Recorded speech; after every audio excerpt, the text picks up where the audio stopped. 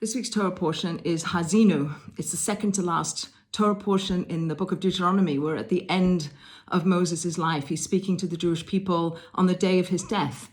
And he leaves them with a song. He's now teaching them a song. Rabbi Sachs interprets this as the soul. There's an intellectual understanding we have of everything that happened, all the history of the Jewish people. There's an intellectual understanding of what the Torah is and what the Torah says. But in intellectual understanding without a soul is lacking. And the song that Moses teaches the Jewish people is an infusion of soul, an infusion of passion into the structure of the Torah that Moses is teaching the Jewish people as they go into the land of Egypt without him, into the land of Israel without him. This is his day of his death, and he's about to climb up onto Mount Nebo and be taken by the kiss of God. The one phrase that I want to pull out of this week's Torah portion. I don't want to dwell on the music aspect. Many people speak about that, but there is one sentence in this Torah portion where it says that God brings death and God brings life.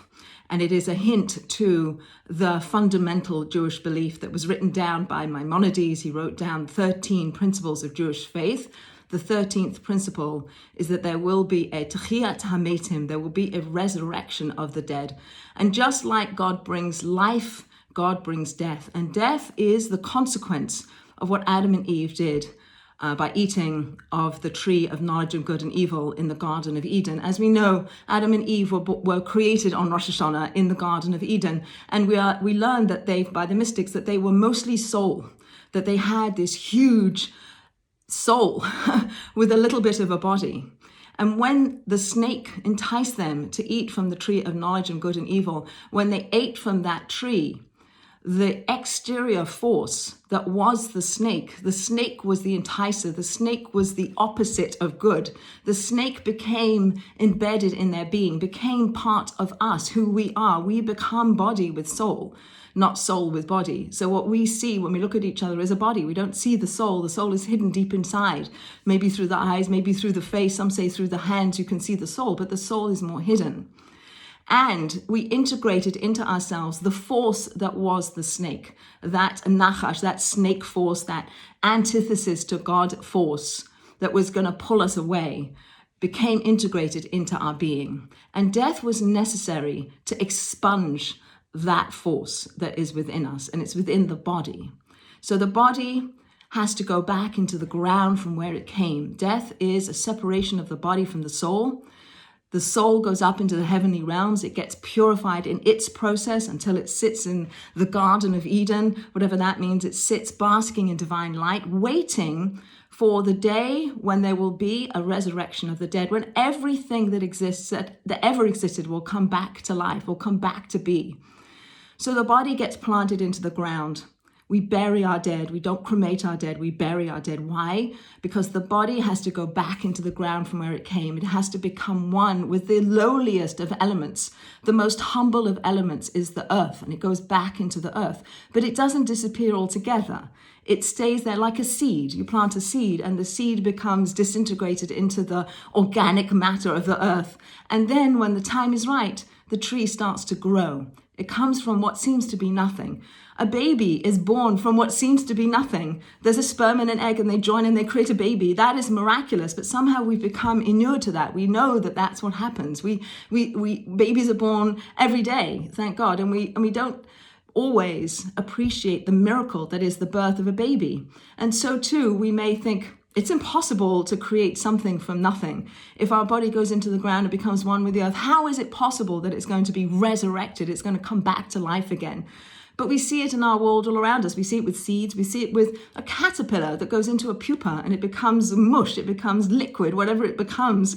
And then it metamorphosizes into a butterfly, and a butterfly comes out of the pupa. That's a miracle. It's a miracle because God makes it happen. There's an article in the National Geographic, I think it was 2009, where there was a discussion amongst the scientists as to whether to take some cells from a woolly mammoth. Apparently they had some frozen cells of a woolly mammoth, and they were debating whether it was moral to use these cells to recreate the woolly mammoth and bring the woolly mammoth back from extinction. The conversation wasn't whether it was possible. The conversation was whether it was the right thing to do or not, but it's possible. In Israel, they've taken the dates from the temple times, that no longer those dates don't exist. There aren't those date trees anymore, but they can take the seeds of the date that was buried thousands of years ago, and we can recreate the exact trees that were present at that time from the seed, from that date pit that was found in archaeological sites. So we see in our world all the time this concept of tchiyat ametim, of resurrection of the dead. And that's what we read about in this week's Torah portion, where God tells Moses to tell the Jewish people that God brings about life and death and life from death. And it's a fundamental Jewish belief, and it's one that we should think about and one should know about, that we are in this world for 6,000 years, and then there will be the years of the Messiah, unless we bring the Messiah earlier by doing good and being good. And the Messiah will come, and after the 40 years of the days of Mashiach, of the days of Messiah, there will be a tchiyat hametim, a resurrection of all the dead. Everything that was in existence will come back and be in its rarefied form. So the body goes through its process, and the soul goes through its purpose, waiting for that time. The soul is in a holding pattern, waiting for the resurrection of the dead, where the body will come back and rejoin with its soul. But it won't be the same body. It will be a purified body. It will be a body that doesn't have that force of the snake in it. It will be a pure body like it was in the Garden of Eden, where the force that was the driving force was that of the soul. That breath of God that God breathed into us is what will be the driving force, and the body will go along.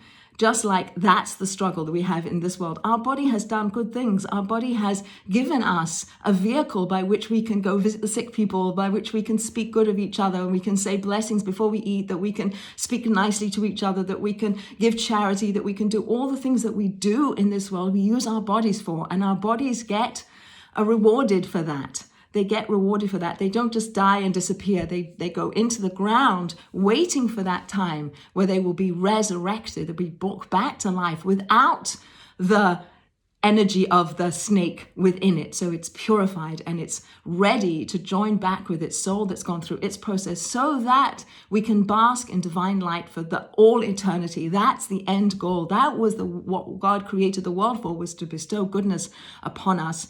And please God, we shall reach those days sooner rather than later. But the idea is that the body and soul work together to create relationship between us and God. And they have to go through their individual process to become that which can fully receive all the good that God wants to give us. The body has to go into the ground, go through its process so that it can be purified and come back together with its purified soul in the end of days, after the days of Messiah, after the resurrection of the dead. Will all come back and will be basking in divine light for all eternity. And the body will get rewarded for all the good that it did, and the soul will get rewarded for all the good that it did. And together they will get all the reward that is due to them. So there's a story, finally, I'll just end with the story in the Gemara about two watchmen that were watching over an orchard. And the king says to these two watchmen, don't eat from any of the trees, but guard the orchard. Make sure that nobody eats from the trees. And they say, fine. One of the guardsmen is a blind man and one of the guardsmen is a lame man. But they really want to eat from the tree. But they can't, because the lame man can't walk and the blind man can't see. So so they talk to each other, and they decide that if the lame man gets on the shoulders of the blind man, that together they can go and eat from the trees in the orchard. And you can turn the story around and say, well, maybe together they can go do good things. They can go visit the sick, or they can feed the hungry, or they can clothe the naked, or they can bury the dead, or they can rejoice at a wedding, or whatever it is that we do that's good in the world. We need both our body and soul to do that. And ultimately, at the end of days, when the body and soul come back together again, we'll reap all the reward for all the things, all the good things that we have done in this world, all the ways that we have created ourselves to be the best versions of ourselves that we could possibly be, knowing that we're not going to be perfect. And I bless us, God should bless us, that as we come out of Yom Kippur and we've had our, so to speak, near-death experience, that we really harness our lives, that we use our lives as fully and as passionately and as meaningfully and as well as we are possible, as is humanly possible.